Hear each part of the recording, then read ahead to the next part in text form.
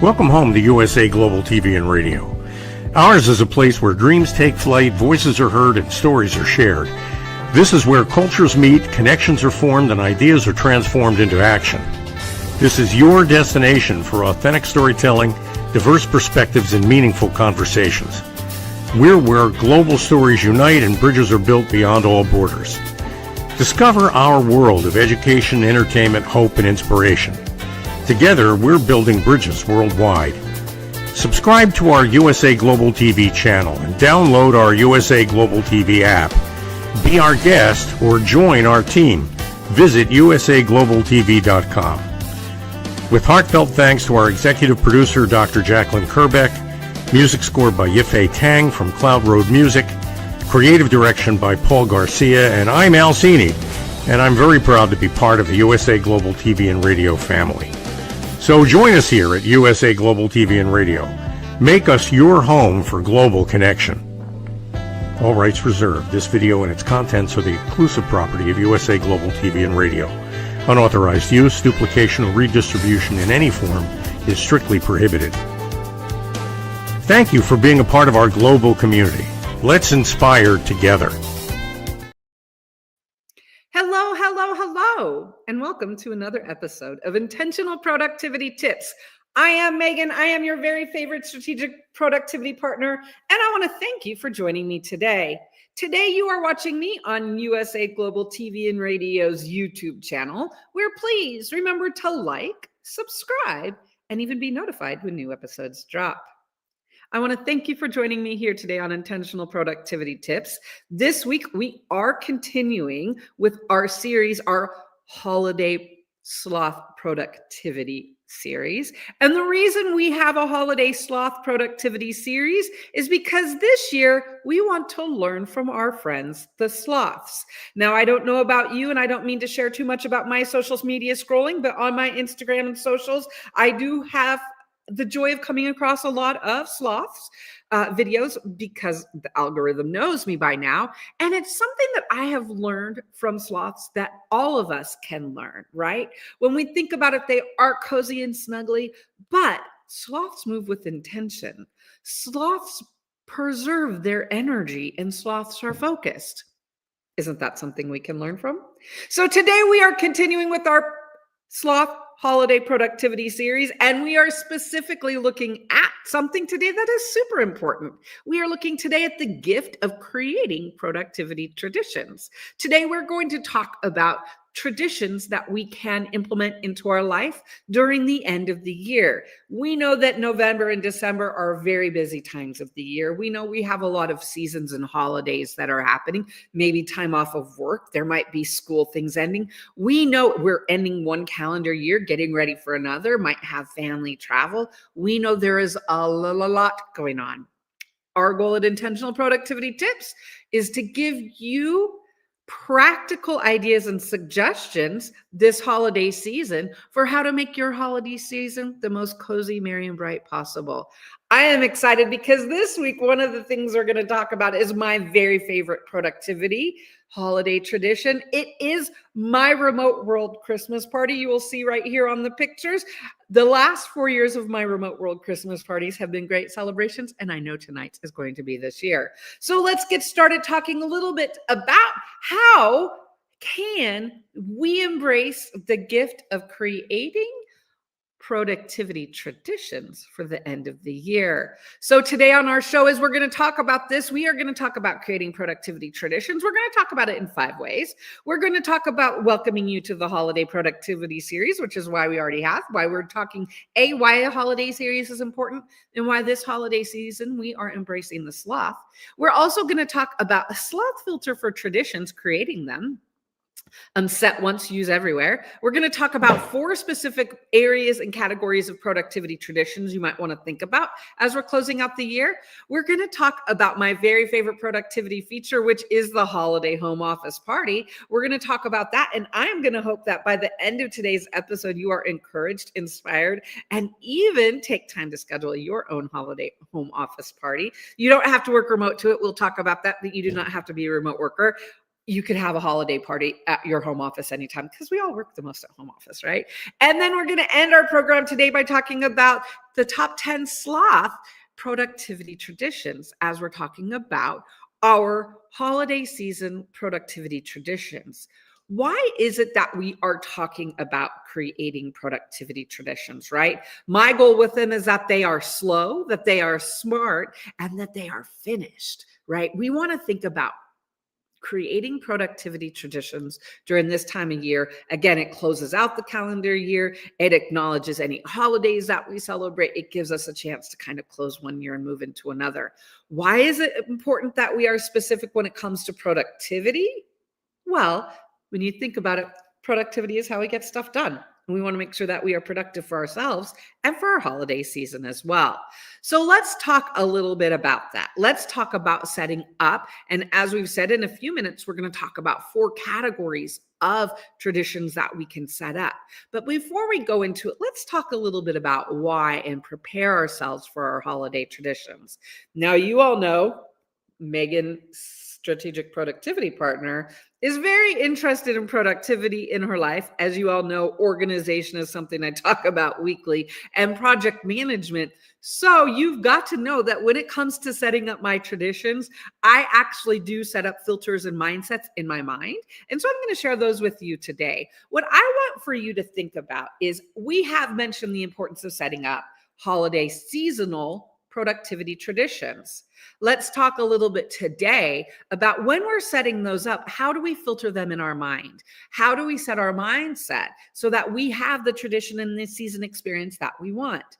Again, me being a project manager, as you know, there are very times when I'm going to think very logical and very strategic. As a strategic productivity partner, I help people to think and be a bit more intentional. So as we are talking about our holiday traditions, as we are talking about productivity traditions, I want us to be intentional about them. I want us to think strategically and systematically about the traditions we're creating, because if we think strategically and situationally about them now, if we think strategically and intentionally now, that's going to help us to repeat the intentions and to build traditions that work for us. So that's why we want to do it. So again, we are going to look at our friends. Let's look at the filter questions. When we're thinking of setting up productivity traditions, we want to think a little bit about the filter we're going into it with. And so let's think about this from the sloth perspective, right? So from the sloth perspective, if we're thinking of traditions, there's some questions we want to ask ourselves when we're building the tradition. Who is involved? What is actually happening? When is it going to happen? Where does it live? Where is this tradition live? Is it someplace I'm going? Is it someplace I'm doing? Why does this tradition matter? How will this tradition work? And how much time or energy does it realistically take? Well, now, of course, you know that I have just gone through who, what, when, where, why, how, and how much. For me as a project manager, I like to use that. For me as a productivity partner, I like to use it. But when thinking about building and creating holiday traditions, I think it is important also that we think about this filter and we begin to ask ourselves, when we're setting up traditions, what are some of those filter questions we can ask? And since we're learning from our friends, the sloths, we know that they conserve their energy, right? We know that they trust the branches they're on because they are intentionally there. So let's learn from that. Let's look at what it is we're going to do, how we're going to set up our holiday traditions. And we're going to look at 4 sets of traditions we're going to look at. And we're going to look at them again through this sloth filter and asking ourselves, not just traditions, but intentional and how to make them happen. So if there's 4 categories of traditions, you'll see some of us have more or less there's more. Some of us have categories that are bigger than the others. It's going to be okay. This is why we are setting up processes and holiday traditions that are specific for ourselves. So let's look at the first category. When you think about it, there are end of the year traditions and actions we need to take for our holiday and life traditions, right?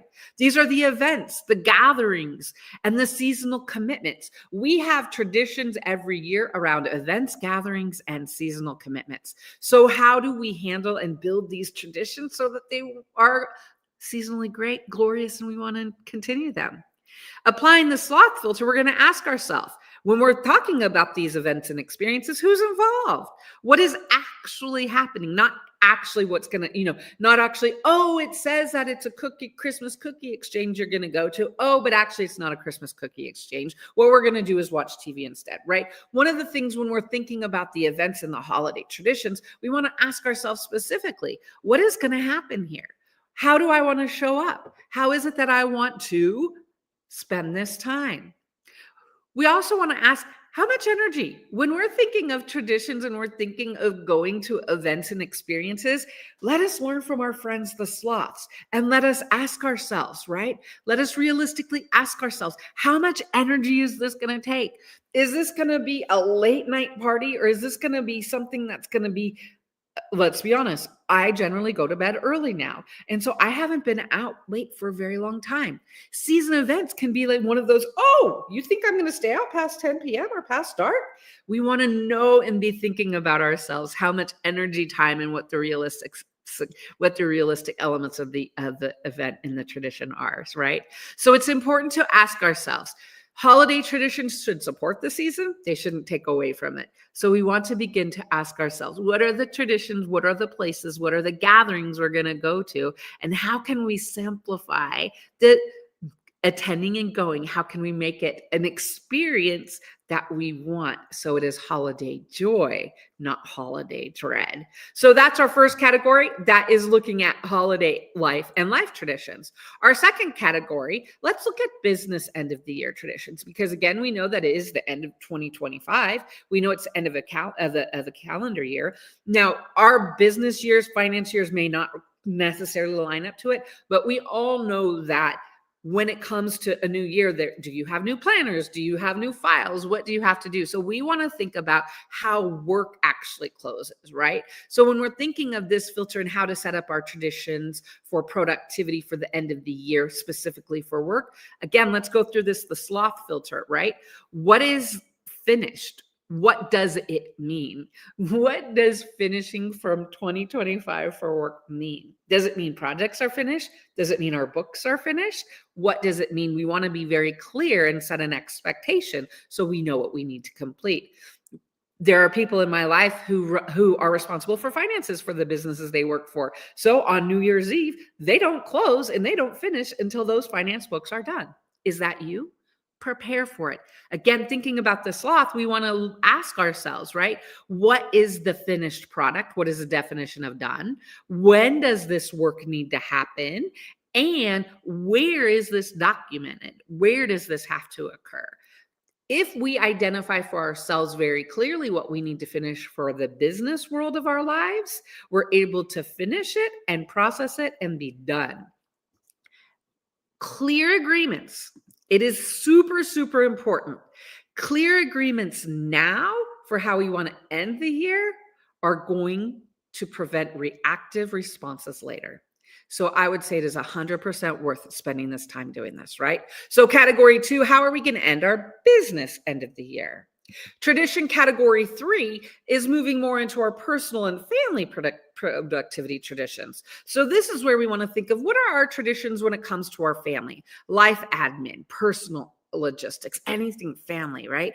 Thinking about how are we going to look through this through the filter of a sloth is what must be completed before the end of the year for yourself and your family. Are there doctor's appointments? Are there reports? Are there forms? Is there anything you need to do before? Are there donations, right? What we want to do is identify clearly what we need to do for ourselves and our family for the end of the year. What must be completed before the end of the year? When can it be? When can it realistically happen? And why does it matter, right? So when we're thinking of the sloth filter, when looking at our family and productivity traditions, we want to think about what needs to happen, when is it going to happen, and why does it matter? When it comes to family, sometimes adding why is important because it's not just you and you need to explain it to others. So when we think of the tradition of how we want to take control and what traditions we want to have for the end of the year season, start thinking, what are those actions and activities for your family, personal things that you need to take care of, right? So that's the third category. Let's look at the fourth category. The fourth category, what are the traditions and how and celebrations and how do you want to end your year for yourself? This is the traditions for yourself. How do you end the year? So let's think about this from the sloth filter perspective of who, what, why, when, where, how, and how much. What are the questions we need to ask ourselves with the traditions for ourselves at the end of the year?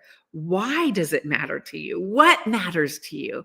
How simple can it be? How much time? And what do you want to do for yourself? Traditions for yourself work best when they're small because then you can repeat them and move on with them, right?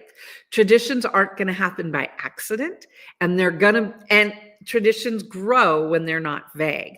So that's why we've spent so much time let's look at your traditions for the end of the year. Let's break them down to categories for your business, for your family, and for yourself, for any holiday seasonal events, and specific traditions for you. What is it that you're going to do for yourself, and what do you want to do? Looking at these again using our sloth filter is going to help us build an end of the year with season's greetings that we want to participate in.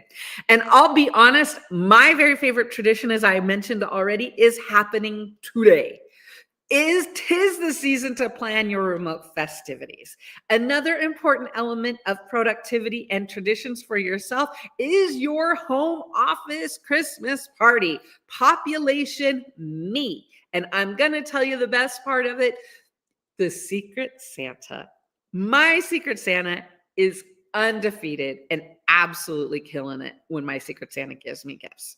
So I will tell you, I have had a tradition since 1997. I was working remote at the time.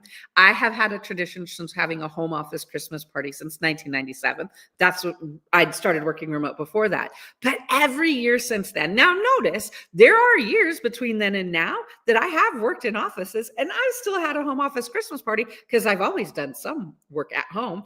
And I want to recognize for myself, for me, I have picked the end of the year tradition of a home office Christmas party. Some people say, why do you want to have a home office holiday party? And here's what I'm going to say, because your workspace deserves recognition.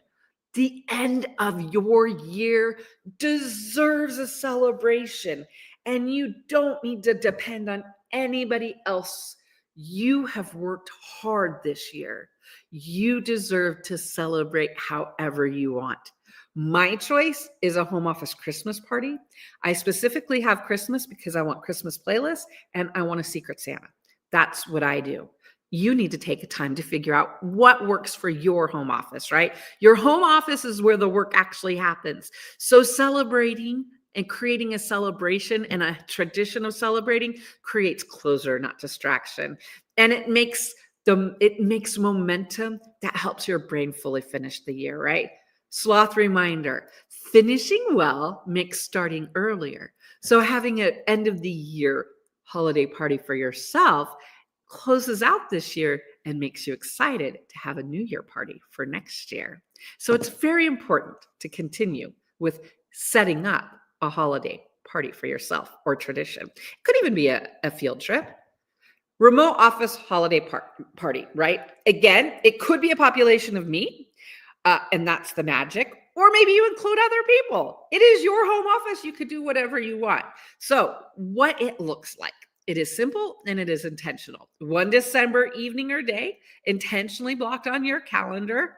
You might have guests attending. I do have guests coming to my home office party tonight. We are Zooming. Yes, we are. Cheers to your favorite drinks, snacks, and treats. Create whatever drink you want.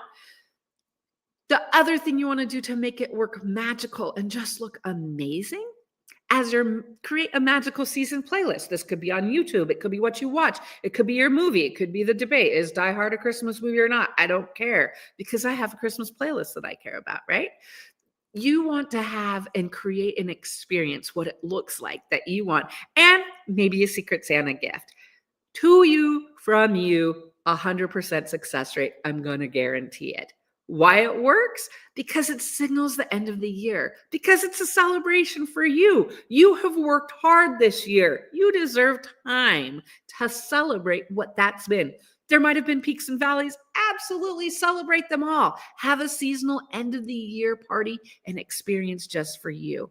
This also creates fun traditions and memories. As you saw at the beginning of my presentation, I love to go back and look at, oh, that's right, in 2021, this is where I had it. Oh, in 2022, it creates memories. Why it works. Again, this signals the end of one year and beginning the start of another.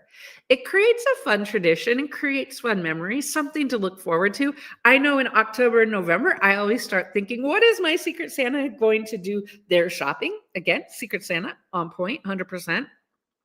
And it also reinforces effort, right? It's not about hustle. It's about effort and the experience of your office. Whether you work remote, at home, hybrid, or in an office, this is about celebrating you.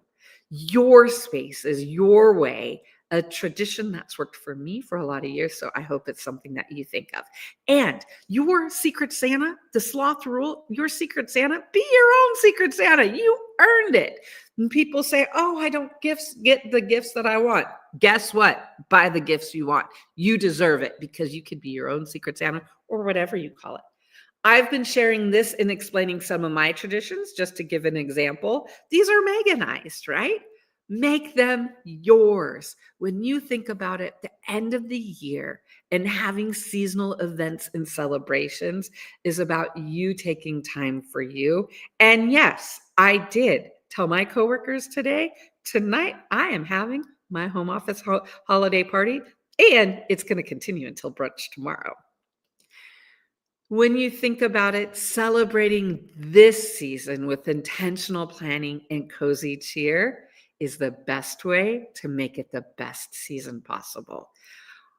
Through all of this, my goal has been to get you to start thinking about what you want to do for this season and your productivity, because we know things need to be done. Traditions for yourself work best when they're small, intentional, and repeatable. And we know that that's true and something you should focus your time, effort, and energy on because it is your season and time for you. Let's now look at one of the goals during this holiday sloth productivity season, and we are on episode 3. If you want to go back and look at the past episodes, go down and look at the comments. The links are there. One of the things that has been my goal during this series of productivity tips has been to make it actionable and has been to provide specific examples that people can add to their to-do list. So let's look at, through that, every episode we've been having a top 10 list that is connected to sloth productivity traditions. So this week's top 10 list is the Sloth's end of the year productivity traditions. And this is the top 10 ways to close the year, keep work moving, and enjoy the season. So we're going to look at 10 things you can do. Again, actionable tasks that will help you. 1, define what done this year actually means. Anyone you work with, any projects, clients, coworkers, colleagues, define what done this year is. What do you need to finish in 25? You have it defined as done. And then after you've got that, you can move on. 2, choose the last things activity that you're working on. One of the things I like to do at the end of the year is here's the last things I'm going to do for the year. One of the things is I'm going to close out all of my 2025 files, and I'm going to create 2026 files, right? I'm going to complete all of my time reports and all of my time invoices on December 30th so that I am done. Choose the last things you're working on. 3, set year-end project agreements. Again, with people that you're working on, there's a lot going on. There's a lot transitioning. So connect with people face-to-face, eye-to-eye. Say, we are going to finish this before January 1st. This will be done by December 31st. 4, declare circle back season with realistic expectations. I am new to this circle back season, but I am a fan with circle back season. The great thing of circle back season is we all know when I've said, hey, I'm going to circle back in January, that means I'm done right now. And so we want to embrace circle back season. Tell people hey, I'm done circling back. I will circle back with you in the 3rd week of January. Be realistic and don't expect you're going to circle back with everyone in the 1st week of January because you've just made yourself a very busy week. Number 5, create your year-end business wrap-up. What are the things you need to finish? Create a list and have that list accessible. Add it to your calendar so you know what you need to finish. 6, host your holiday home office party. Create and decide when you're going to do that. The seventh of the top 10 ways to close the year, keep work moving, and enjoy the season. This is two sloths looking forward. We want to look forward from our personal life. We want to look forward from our business life. What are the things we want to have moving forward? How do we want to start to identify how to direct our energy? Number 8, we are going to create a year-end finish tradition. Number 8, finishing a year-end tradition means maybe we ring a bell. Maybe when we finish, we have something that signals we are done. Maybe it's a toast with some cheers. Maybe it's hot chocolate, but we have a tradition that signifies the year is done. Number 9, we want to acknowledge completion, not hustle. We want to look and acknowledge the hard work that we have done. We're not just working to work. The things that we're doing is to complete. We're not just hustling to hustle. It's the end of the year. We're going to learn from our friends, the sloths, and we're going to be directed and with our energy. And then number 10, this is important. Write the January handoff note, right? Write a January handoff note, because we know that depending on when you are actually finishing work and going back at the beginning of the next year, there might be some time, right? There might be some time when you're on vacation. I love a January handoff note that reminds myself, oh, hey, you need to do this. Don't forget to go back and post this, but create a January handoff note. When we think about these top 10 steps, the goal of them is, as with all of today, in talking about creating productivity traditions that connect with the holiday season and the end of the year, our goal is to be intentional. Our goal is for you to set and identify what you want the season to be like, so then you know how to respond and create that. So this top 10 list with our sloths in mind in productivity traditions, just like the rest of the show, our goal is to say, what are the traditions we want to create? What are the sloth filters? Who, what, when, where, why, how, and how much? What are those traditions that we want to create? Then we want to think about how we're creating the traditions for ourselves, for our families, for our holiday events, and for our business, and how we're going to track and make sure we're moving forward on all of them and that we're enjoying them. My goal with all of this, I don't want to create traditions, or I don't want to create extra work. This is so that we can enjoy what we're doing. Our goal every week, our goal this holiday season, is to embrace and enjoy the season, so we have cozy cheer and fun.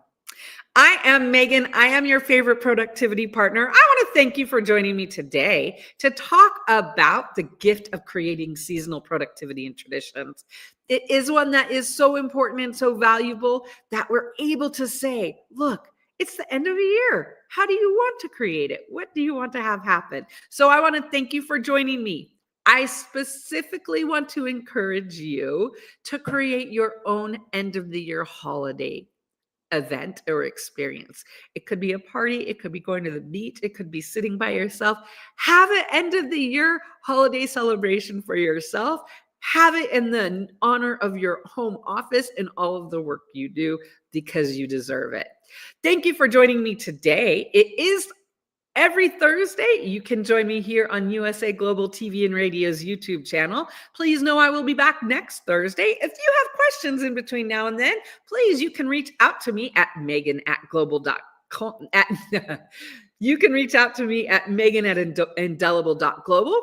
Check out my Instagram page at Intentional Productivity Tips, or my website at indelible.global.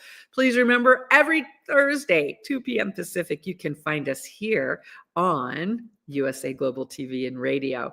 As I mentioned earlier, I am going to leave here, and in just a few hours, I am going to my holiday productivity partner. As I said, my Secret Santa, again, with the sloth snuggly, going with the theme, sloth slippers, and most important, cheers to you. I hope your end of the year holiday traditions that you create are specifically and perfectly you. Have a great holiday season. Have a great end of the 2025 year. And remember what we can learn from our friends, the sloths. Enjoy wine, but be direct and direct our energy how we want to. Have fun, have a great week, and I will see you again next week. Here is a commercial from our sponsors. From the magical world of the amazing adventures of Lady Ella comes a heartwarming new journey filled with kindness, courage, and compassion. Lady Ella, the beloved ladybug and listening mentor, is back, and this time she is not alone. Meet her brave and thoughtful brother, Lord Jack. Together, they take flight on their very first kindness adventure. Along the way, they meet 3 new friends in need: a duck feeling discouraged, a mouse struggling to be understood, and a busy little bee who's completely lost. But with the power of elevated listening and simple acts of kindness, Lady Ella and Lord Jack show us how understanding and empathy can make the biggest difference in someone's day. Written by Dr. Jacqueline Kerbeck, the listening mentor, this 9th book in the best-selling Lady Ella series teaches children ages 5 to 10 the essential skills of listening, kindness, and etiquette. Now available for pre-order on Amazon. Scan the QR code and order your copy today. Thank you, viewers and listeners of USA Global TV and Radio, for joining us today. We're honoured to have your time and attention as part of our global community. At USA Global TV and Radio, we believe in the power of authentic conversations, meaningful connections, and creating a world of possibilities together. Want to be part of something bigger? Join our team of elevated listeners at usaglobaltv.com, a space where your voice matters and your ability to listen transforms relationships. Stay connected with us across all our platforms for thought-provoking discussions, expert insights, and empowering stories. Subscribe to our channels at youtube.com/c/USAGlobalTV. Follow us on social media and explore the endless opportunities we're creating for growth, learning, and inspiration. Together, we're not just broadcasting, we're building bridges and changing lives one conversation at a time. For inquiries, contact us at info@usaglobaltv.com. Music by Johnny Dies. Produced by Executive Producer and Director Dr. Jacqueline Kerbeck. Voiceover by Mike Porter. Creative Direction by Paul Garcia. All rights reserved. Copyright 2025. Visit usaglobaltv.com to view our full terms and conditions.